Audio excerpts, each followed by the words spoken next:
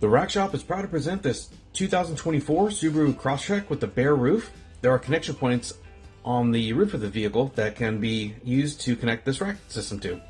So the system we've just installed is the Yakima CoreBar SkyLine base system. That's the Yakima CoreBar, 50 inches in length. The SkyLine towers, which come in a set of 4 and have a quick release feature, so locks are recommended but not required and are not included. And connecting all that to the vehicle is the landing pad 22 fit kit.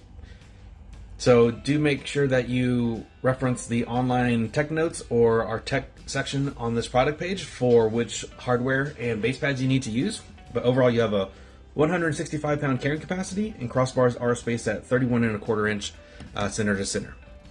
But that's been a quick walk around for this vehicle. For more pictures, details, or to purchase this complete system with a couple clicks, visit the link in the description below. That's going to be it for this one, but like always, thanks for watching.